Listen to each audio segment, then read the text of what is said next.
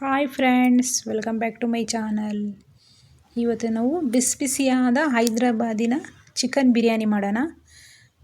ಒಂದು ಸಲ ಮಾಡ್ಕೊಂಡು ತಿನ್ನಿ, ಮತ್ತೆ ಮತ್ತೆ ಮಾಡ್ಕೊಂಡು ತಿಂತೀರಾ, ಅಷ್ಟೊಂದು ಟೇಸ್ಟಿಯಾಗಿರ್ತದೆ. ಈ ರೀತಿ ಮಾಡಿಕೊಡಿ, ಮಕ್ಕಳಿಗೂ ಸಹ ಇಷ್ಟಪಟ್ಟು ತಿಂತಾರೆ. ಬನ್ನಿ, ರುಚಿಕರವಾದ ಹೈದ್ರಾಬಾದಿ ಬಿರಿಯಾನಿನ ಯಾವ ರೀತಿ ಮಾಡೋದಂತ ನೋಡ್ಕೊಂಬರೋಣ. ಎಲ್ಲೂ ವಿಡಿಯೋನ ಸ್ಕಿಪ್ ಮಾಡಿದಿರ ನೋಡಿ, ಆಗಲೇ ಯಾವ ರೀತಿ ಮಾಡಿದ್ದೀವಿ ಅಂತ ಗೊತ್ತಾಗೋದು. ನೋಡಿ, ಇವಾಗ ಒಂದು 8 ಟೊಮಾಟೋನ ಕಟ್ ಮಾಡ್ಕೊಂಡಿದ್ದೀವಿ, 2 ಬೆಳ್ಳುಳ್ಳಿ ಗಡ್ಡೆ, 1 ಇಂಚಷ್ಟು ಶುಂಠಿ, ಒಂದು 8 ಹಸಿಮೆಣಸಿನ್ಕಾಯಿನ ತೊಗೊಂಡಿದ್ದೀವಿ, ಒಂದು ದೊಡ್ಡ ಕೈ ಹಿಡಿಯಷ್ಟು ಪುದೀನ, ಒಂದು ಸ್ವಲ್ಪ ಕೊತ್ತಂಬರಿನ ಕಟ್ ಮಾಡ್ಕೊಂಡಿದ್ದೀವಿ, 1 ಬೌಲಷ್ಟು ಈರುಳ್ಳಿ. ಒಗ್ಗರಣೆ ಮಾಡೋದಕ್ಕೆ ಇವಾಗ ಒಂದು ಪಾತ್ರೆ ಇಟ್ಕೊಳ್ಳಿ. ಚಿಕನ್ ಬಿರಿಯಾನಿ ಮಾಡೋದಕ್ಕೆ ಒಂದು 3/4 kgಯಷ್ಟು, 3/4ರಿಂದ 1 kgಯಷ್ಟು ಚಿಕನ್ನ ತೊಗೊಂಡಿದ್ದೀವಿ ನಾವಿಲ್ಲಿ. ನಿಮ್ಗೆ ಎಷ್ಟು ಚಿಕನ್ ಬೇಕೋ ಅಷ್ಟು ಸೇರಿಸ್ಕೊಬೋದು. ನೋಡಿ, ಒಂದು ಪಾತ್ರೆ ಇಟ್ಕೊಂಡು ಒಂದು 2 ಸ್ಪೂನಷ್ಟು ಎಣ್ಣೆನ ಸೇರಿಸ್ಕೊಳ್ಳೋಣ. ಎಣ್ಣೆ ಚೆನ್ನಾಗಿ ಬಿಸಿಯಾಗಿದೆ. ಇವಾಗ ನೋಡಿ, ಇವಾಗ ಎಣ್ಣೆ ಚೆನ್ನಾಗಿ ಬಿಸಿಯಾಗಿದೆ. ಈಗ ಹಸಿಮೆಣಸಿನ್ಕಾಯಿ ಸೇರಿಸ್ಕೊಳ್ಳಿ. ಈ ರೀತಿ ಒಗ್ಗರಣೆಯಲ್ಲಿ ಫ್ರೈ ಮಾಡ್ಕೊಂಡು ಹಾಕ್ಕೊಂಡ್ರೆ ಎಲ್ಲೂ ಗ್ಯಾಸ್ಟ್ರಿಕ್ ಅನಿಸೋದಿಲ್ಲ. ಪಲಾವ್ ತಿನ್ನುವಾಗ, ಬಿರಿಯಾನಿಯನ್ನು ತಿನ್ನುವಾಗಲೂ ಎಲ್ಲೂ ಗ್ಯಾಸ್ಟ್ರಿಕ್ ಅನಿಸೋದಿಲ್ಲ. ಒಂದು ಸ್ವಲ್ಪ ಬಿರಿಯಾನಿ ತಿಂದ್ರೇ ಸಾಕು ಅನ್ನಿಸ್ಬಿಡ್ತದೆ. ಈ ರೀತಿ ಮಾಡ್ಕೊಂಡು ತಿನ್ನಿ, ಒನ್ ಮೋರ್ ಅಂತ ಹೇಳ್ಕೊಂಡು ತಿಂತಾರೆ, ಅಷ್ಟೊಂದು ಟೇಸ್ಟಿಯಾಗಿರ್ತದೆ. ಈಗ ಬೆಳ್ಳುಳ್ಳಿ ಶುಂಠಿ ಎಲ್ಲ ಹಾಕಿ ಚೆನ್ನಾಗಿ ಮಿಕ್ಸ್ ಮಾಡ್ಕೊಳ್ಳಿ ಈ ರೀತಿ. ಈಗ ಪುದೀನ, ಸ್ವಲ್ಪ ಕೊತ್ತಂಬರಿ,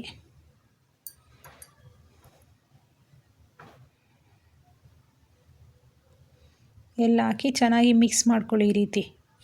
ಈಗ ಕಟ್ ಮಾಡ್ಕೊಂಡಿರೋಂಥ 8 ಟೊಮ್ಯಾಟೊ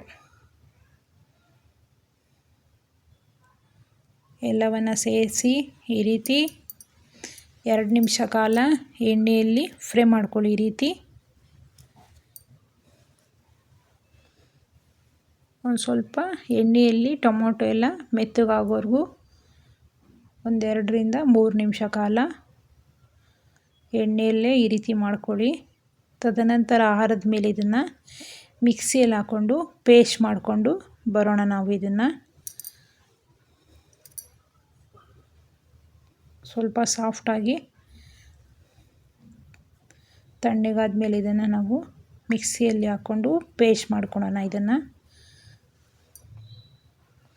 ಈಗ ಅದೇ ಕಡಾಯಿಯಲ್ಲಿ ನಾವು 1 ಲೋಟದಷ್ಟು ಎಣ್ಣೆ ಸೇರಿಸ್ಕೊಳ್ಳೋಣ.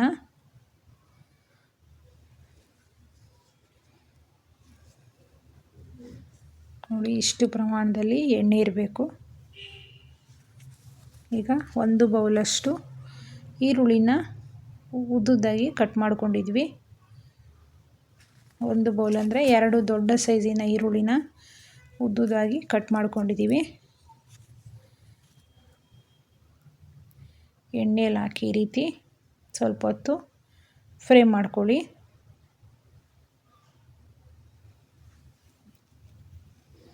ನೋಡಿ, ಇವಾಗ ಗರಂ ಮಸಾಲ ಪೌಡ್ರು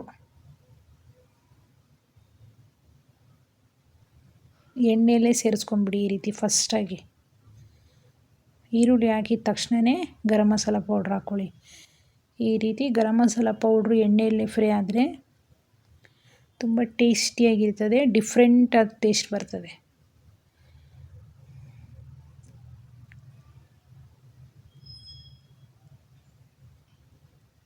ಗರಂ ಮಸಾಲ ಪೌಡ್ರ್ ಇಲ್ಲಾಂದರೆ ಈ ಚಕ್ಕೆ ಲವಂಗ ಪಲಾವ್ ಎಲೆ ಎಲ್ಲ ಸೇರಿಸ್ಕೊಳ್ಳಿ.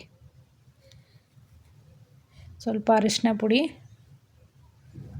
ಪೌಡ್ರು ಸಾಮಾನ್ಯವಾಗಿ ಇದ್ದೇ ಇರ್ತದೆ. ಗರಂ ಮಸಾಲ ಪೌಡ್ರನ್ನೇ ಸೇರಿಸ್ಕೊಳ್ಳಿ.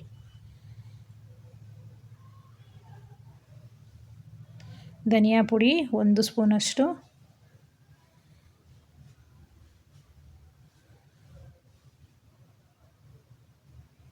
ಒಂದು ಸ್ಪೂನಷ್ಟು ಅಚ್ಚ ಖಾರದ ಪುಡಿ ಹಾಕಿ ಒಂದು ಸ್ವಲ್ಪ ಮಿಕ್ಸ್ ಮಾಡ್ಕೊಳ್ಳಿ. ಈ ರೀತಿ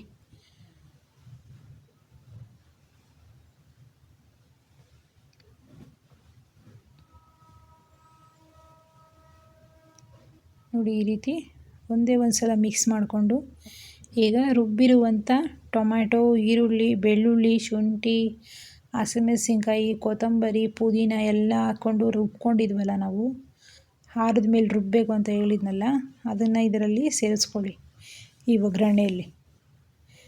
ಈಗ 1 ಕೈ ಹಿಡಿಯಷ್ಟು ಉಪ್ಪು,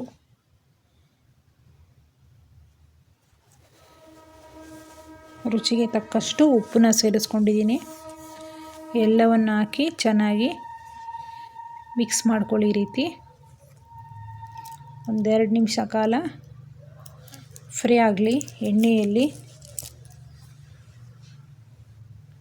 ಈಗ ಚಿಕನ್ನ ಸೇರಿಸ್ಕೊಳ್ಳೋಣ ನಾವು.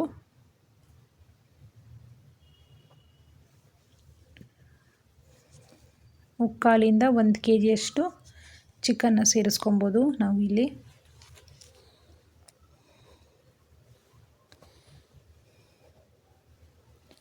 ನಾನಿಲ್ಲಿ 3/4 kgಯಷ್ಟು ಚಿಕನ್ನ ಸೇರಿಸ್ಕೊಂಡಿದ್ದೀನಿ.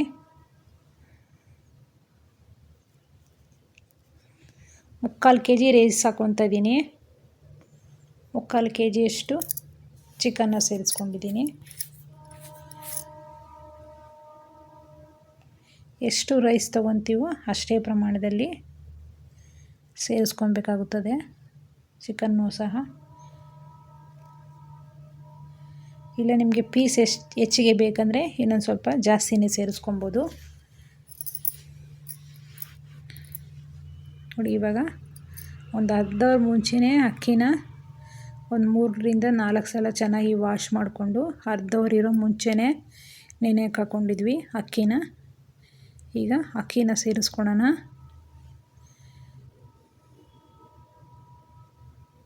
ಈ ರೀತಿಯಾಗಿ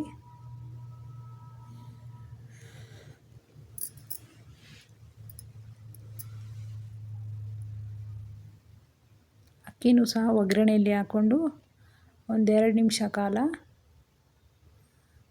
ಈ ರೀತಿ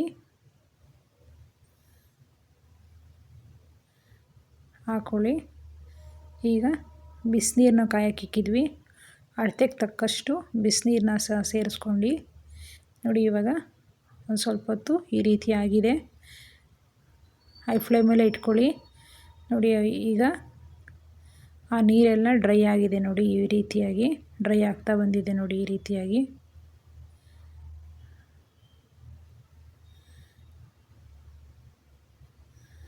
ನೋಡಿ, ಇವಾಗ ಈ ರೀತಿಯಾಗಿ ಎಲ್ಲ ನೀರು ಡ್ರೈ ಆಗಿದೆ.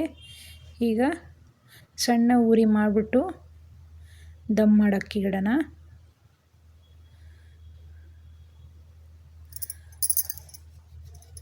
ತಟ್ಟೆನ ಕ್ಲೋಸ್ ಮಾಡಿಬಿಟ್ಟು ದಮ್ ಮಾಡೋಕ್ಕಿಡಿ.